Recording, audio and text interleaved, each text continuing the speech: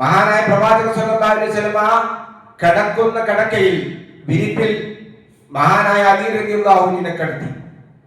അവിടുത്തെ പ്രവാചകനെ ഏൽപ്പിച്ചിരുന്ന ഒരുപാട് മുതലുണ്ടായിരുന്നു, അമാനത്ത് സ്വത്തുക്കൾ പലരും മുശ്രിക്കുകളായിട്ടുള്ള ആളുകളെ ഏൽപ്പിച്ചിരുന്നു. കാരണം നബി അമിയായിരുന്നു, വിശ്വസ്തനായിരുന്നു.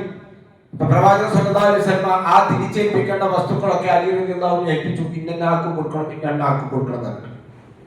പ്രവാചകൻ സല്ലല്ലാഹു അലൈഹി വസല്ലം അതിനു മുമ്പ് തന്നെ യാത്രക്കുള്ള എല്ലാവിധ ഒരുക്കങ്ങളും പ്രവാചകൻ സല്ലല്ലാഹു അലൈഹി വസല്ലം ഒരുക്കിയിരുന്നു. അദ്ദേഹത്തിന്റെ സുഹൃത്തായ മഹാനായ അബൂബക്കർ റളിയല്ലാഹു അൻഹു ഏർപ്പാടാക്കി.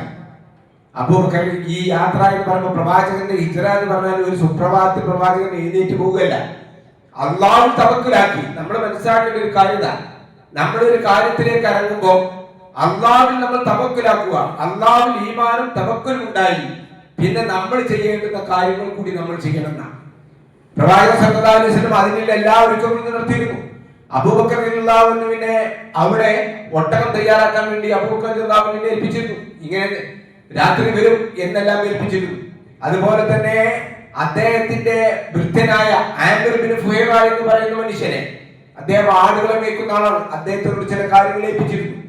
അബൂബക്കർ റളിയല്ലാഹു അൻഹുവിന്റെ രണ്ട് മക്കളെ അസ്മാ ബിൻത് അബീ ബക്കർ റളിയല്ലാഹു അൻഹയെ ഭക്ഷണം എത്തിക്കാനുള്ള ഉത്തരവാദിത്തമായിരുന്നു ഏൽപ്പിച്ചിരുന്നത്. അബ്ദുള്ള എന്ന് പറയുന്ന അബൂബക്കർ റളിയല്ലാഹു അൻഹുവിന്റെ മകനെ മക്കയിൽ ഞങ്ങൾ ഇവിടുന്ന് പോയി കഴിഞ്ഞാൽ മക്കയിൽ ഉണ്ടാവുന്ന പ്രശ്നങ്ങൾ എന്തൊക്കെയാണ് എന്ന് രഹസ്യമായി അറിയാൻ വേണ്ടി ചാരനായി അദ്ദേഹത്തെ ഏൽപ്പിച്ചിരുന്നു.